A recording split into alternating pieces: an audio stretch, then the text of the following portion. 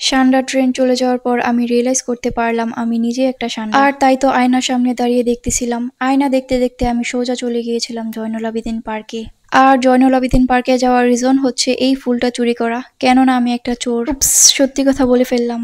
By the way, পার্কে গিয়ে ঝালমুড়ি খেতে খেতে দেখতে পেলাম এখানে অপ্পো ক্যারাভেন ইভেন্ট চলছে। আর এটা দেখে আমার বুকে আগুন জ্বলছে, কেননা আমার অপ্পো ফোনটা চুরি হয়ে গেছে। আর সেজন্য আমার ব্যথিত মনটা আবার জেগে উঠলো।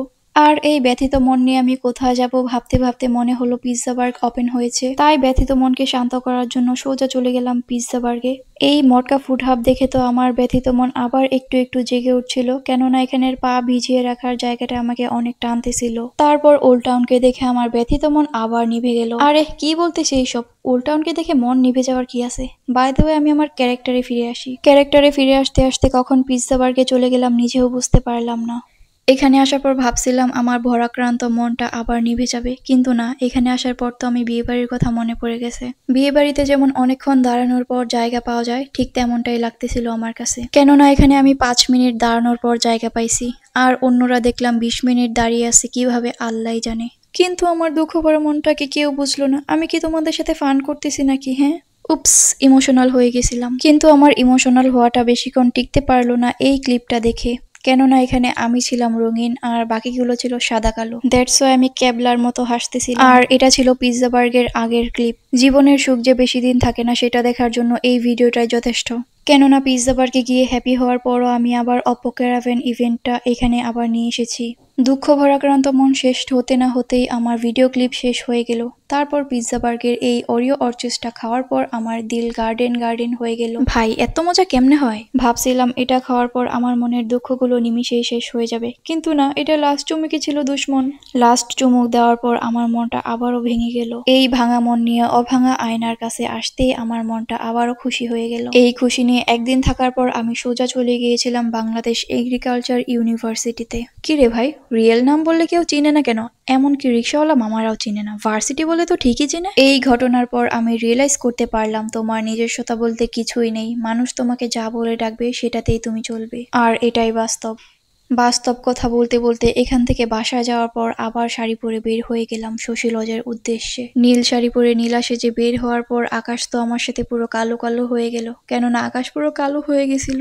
ইমোশন কাউকে দেখাতে চাই না বলে ভিডিওতে মিথ্যা মিথ্যা হাসতেছিলাম, কেননা তোমরা কেন্দ্রে দিবা। বুক ভরা দুঃখ নিয়ে শশী লজে ঢুকে 30 টাকা দিয়ে উষ্টা কিনে খেলাম, কেননা শশী লজে ঢোকার আগে 30 টাকা দিয়ে টিকিট কিনে নিয়েছিলাম। আর টিকিট কিনে নিয়ে ভেতরে ঢোকার পর ভিডিও করতে করতে ব্রেক না থাকায় হঠাৎ করে আমি পড়ে যেতে নিয়েছিলাম। হয়েছে হয়েছে, এত খুশি হওয়ার দরকার নাই। কি ভাবতেছো আমি সত্যি পড়ে গেছি? আর আমার পড়ে যাওয়া দেখে তোমরা হাসবা? I am strong girl bro, I am strong girl bro. হয়েছে হয়েছে, এত মজা নেওয়ার কিছু নাই। তারপর শশী লজ থেকে নিয়ে নিলাম এই বকুল ফুলগুলো। এখন কি তোমরা আমাকে জোর বলবা? যা খুশি বলো, I don't care, my life my rules.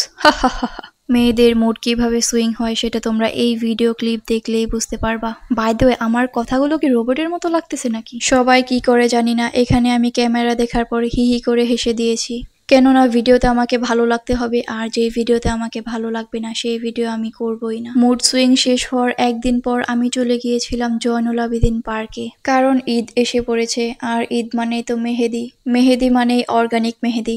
আর এই অর্গানিক মেহেদিটার কালার জাস্ট ওয়াও। এই অর্গানিক মেহেদিগুলা ময়মনসিংহের মাঝে তোমরা পেয়ে যাবা সানজিদাস হেনা ডিলাইট এই পেজে। বিস্তারিত দেখতে আমার রিলসগুলো ঘেটে দেখুন। মেহেদি দেওয়া শেষ হওয়ার একদিন পর আবার চলে গিয়েছিলাম ভার্সিটিতে, কিন্তু ভিডিও ক্লিপ নেওয়া হয় নাই। আর ওই দিনের আকাশটা জাস্ট ওয়াও ছিল। ভার্সিটি ঘুরে এসে আমি আবার জয়নুল আবেদিন পার্কের ডাউনে বসে পড়লাম এক কাপ চা খাওয়ার জন্য। আর চা খাওয়া শেষ না হতেই আকাশটা একদম বদলে গেল, ঠিক তোমার এক্সের মতো। বাই দ্য ওয়ে, অন্যের এক্সকে খোঁচা না দেওয়াই ভালো। বৃষ্টির তাড়া খেয়ে বাসায় যাওয়ার একদিন পর আমার অনেক কাচ্চি খেতে ইচ্ছে হলো। তারপর কিছু না ভেবে চলে গেলাম চর পাড়াতে, কেননা কাচ্চি ভাই নেওয়া বিয়ানা ট্রাই করা হয়েছে, কিন্তু কাচ্চি ডাইন ট্রাই করা হয়নি। কাচ্চি ডাইনে যাওয়ার পর কাচ্চি ডাইনের আচার খাওয়ার পর আমার দিল পুরা গার্ডেন গার্ডেন হয়ে গেছে। এমনকি 2টা আচার আমি বাসায় নিয়ে আসছি। কাচ্চি ডাইনে বসে খাওয়ার পর আমার একটা কল এলো, আর কলে দেখতে পেলাম আমার ভাইগনা কল দিছে। তারপর তাড়াতাড়ি করে রওনা হলাম জয়নুল আবেদিন পার্কের উদ্দেশ্যে, কেননা সে এখানে বসে আছে। এখানে বসে সে ফাপড় নিতেছিল, তার কেউ নেই। তারপর হঠাৎই এক কল এলো তার ফোনে, তারপর পপাট হয়ে গেল। এভাবে হাটে হাড়ি ভাঙা দেখতে আমার খুবই ভালো লাগে। লেবু চা খেতে খেতে আকাশের দিকে তাকিয়ে দেখলাম আজকের আকাশটা কত সুন্দর, ঠিক যেন অন্যের ক্রাশের মতো। ম্যানশনীয় ক্রাশ যদি সাহস থেকে থাকে। অন্যের ক্রাশও যে বেশিক্ষণ থাকে না সেটার প্রমাণ পেলাম এই ভিডিওতে। কেননা এই সুন্দর আকাশটাও বেশিক্ষণ থাকলো না, বৃষ্টি নেমে গেল। ঠিক যেমন তোমার ক্রাশকে কিছু বলবে বলবে ভাবতে ভাবতে অন্য কেউ নিয়ে চলে যায়। জীবনটাই বেদনা, আমার না ভাই তোমার। বেদনার জীবনটাকে এক কাপ চা খেয়ে উড়িয়ে দাও, ঠিক যেমন ঘুড়ি উড়ে আকাশে। ঘুড়ি কিন্তু আবার ব্যাক আসে, ঠিক আছে? সো উড়ায় দিয়ে লাভ নেই। তোমরা বেদনা উড়াতে থাকো আর আমি চলে যাই বাসায়। বাসায় যাওয়ার পরের দিনে চলে আসলো আমার কাছে একটা কল আসার পর আমি চলে গেলাম ড্রেসের মালিককে তার ড্রেস ব্যাগ দিতে। আর এখানে ছিল 6টা ড্রেস। ভাবতেছিলাম আসতে সময় কি হালকা হয়েই না আসবো, এখন তো যাচ্ছি ভারী হয়ে। কিন্তু জীবনের সুখ বেশিক্ষণ টিকে না। চলে গিয়েছিলাম 6টা ড্রেস নিয়ে, ফেরত আসলাম 7টা ড্রেস নিয়ে। আর এটা এত ভারী ছিল যে আমি হাত দিয়ে নিতেই পারতেছিলাম না। একটু নিয়ে হাত ব্যথা হয়ে যাওয়ার পর আমি এটাকে কোলে তুলে নিলাম, ঠিক যেমন ক্যাট লাভাররা ওদের ক্যাটকে নিয়ে যায়। অনেকদিন ধরেই শয়তানে লাড়া দিতেছিল একটা ফোন কেনার জন্য, কিন্তু ফোন কেনার আগেই নিয়ে নিলাম একটা গিম্বল। অ্যান্ড এটা পুরোটাই নিয়েছিলাম আমি আমার স্পন্সরের টাকায়।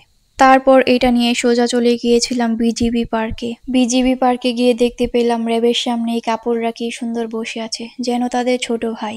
এসব দেখে টিকতে না পেরে সোজা চলে আসলাম বাসায়। বাসায় আসার 2 দিন পর চলে গিয়েছিলাম চরপাড়ায়, কেননা চরপাড়ায় হয়েছে চরপাড়া সমুদ্র সৈকত। আর সমুদ্র সৈকতে রয়েছে হাজারো টেসলা। এগুলো দেখে তো পুরা মাথা ভন ভন করতেছিল। মাথা ভন ভন থামানোর জন্য চলে গিয়েছিলাম স্বর্গরমে, কেননা অনেকেই সাজেস্ট করছিল ওখানের খিচুড়ি নাকি অনেক মজার। বৃষ্টিতে কাক ভেজা হয়ে স্বর্গরমের সামনে যাওয়ার পর ভাবতেছিলাম ওরা আমাকে ভিজা অবস্থায় যাইতেই দেয় নাকি। তারপর মাটন খিচুড়ি খেয়ে বের হওয়ার পর আবারও দেখতে পেলাম চরপাড়া সমুদ্র সৈকতে উথাল পাথাল ঢেউ চলছে। এই ঢেউ দেখে মনটা আমার ভিডিও করতে বাধ্য হলো, কিন্তু আমার এই শয়তান মন চাচ্ছিল কেউ এখানে পিছলা খেয়ে ধপাস করে পড়ে যাক আর আমি সেটা দেখব। এই সিন দেখার দুর্ভাগ্য না হলো, একটা সুন্দর জিনিস দেখার সৌভাগ্য হলো। এই পিচ্চি ছেলেটা এই কুকুরছানাটাকে রুটি খেতে দিল।